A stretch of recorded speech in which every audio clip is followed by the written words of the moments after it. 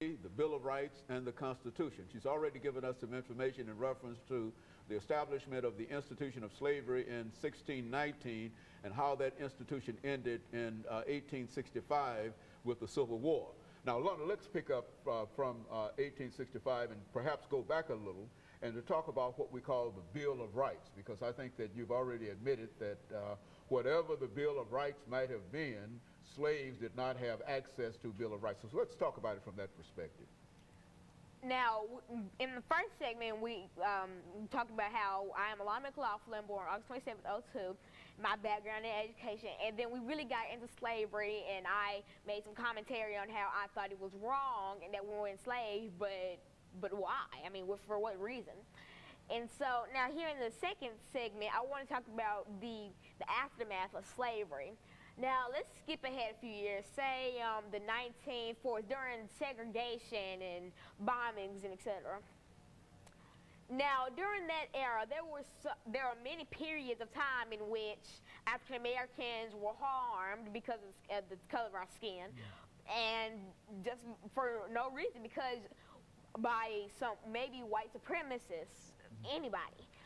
But why were we harmed though? Why? Because of our skin color. And I mean, what is this? What does that have to do with anything?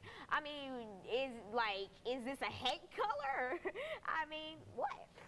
And so now, famous cases of that era would be like, say, the Birmingham church bombing, where some little girls were bombed inside of a church one morning, but for what? Because they were black, and the assassination of Martin Luther King and all these other famous cases that went on during that era, but they were all towards black people because some people believed that they were on a higher standard than us and that they wanted to get rid of us. And the whole fact of people wanting to get rid of other people sickens me. Like Adolf Hitler, he wanted to get rid of the Jews, so he established the Holocaust. But why did you want to get rid of them? Like, they never did anything so horrible to you that you would want to kill all of them off. Exactly. And then and there have been so many cases where other people have tried to get rid of other people. It's crazy. I mean, why can't we just all hug and love each other and, stop arguing and stop killing each other? Because nothing good is going to happen.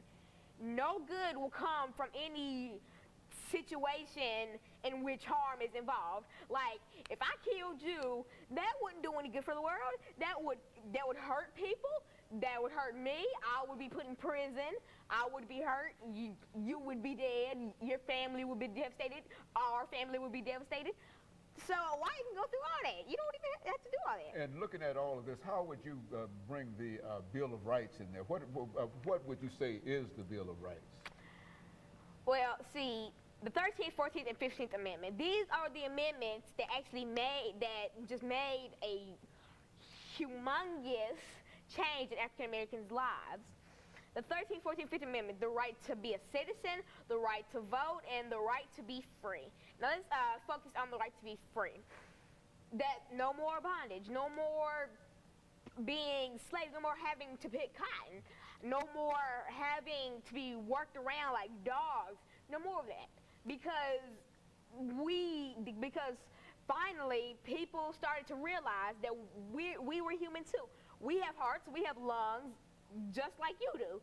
And so they start to realize that, hey, they are people. They deserve to be free like we are. And so that's why they established those three amendments. And now the right to vote. For black people, that made just a humongous effect on everybody, because that people actually got to choose which president they wanted, and that's like really special to some people now. But just think, what if we didn't have the 13th, 14th, and 15th Amendment?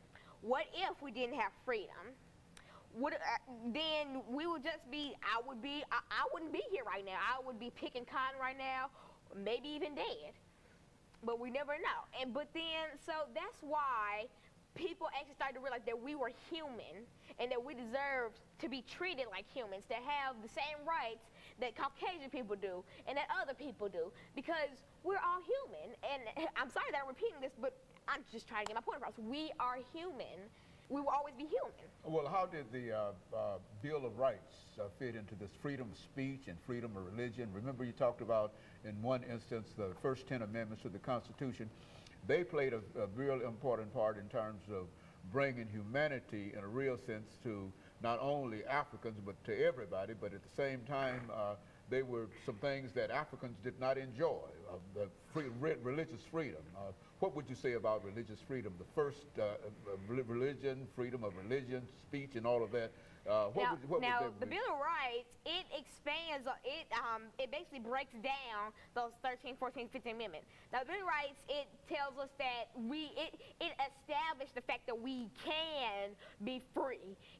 It basically describes the 13, 14, 15 amendment. It says we can have the right to religion.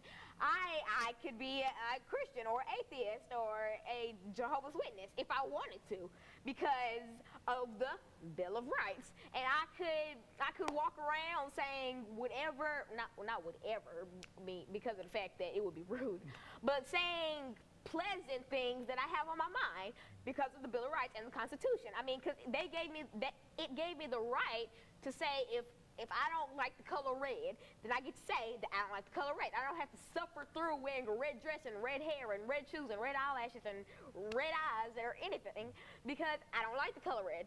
And I just get to say what I want to feel, and I get to praise who I want to praise, and I get to do the things that I have the right to do. Like, I can't just go around shooting anybody, but I can have an education, and I could join a debate team. I could join a step team.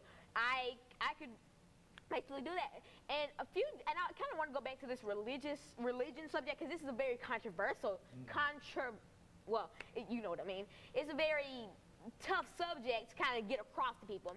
Now, some parents say that we should have prayer in schools, and some others, but we'll get to that in our third segment. Okay, but yeah, so that's kind of what we're going to be talking about in the third segment, but also I really wanted to put across how I want to really emphasize religion. Okay, very good. And of course, what we'll do, we'll pick up on religion when we come back doing this third and final segment, and we'll be back with our audience following this very, very short commercial break.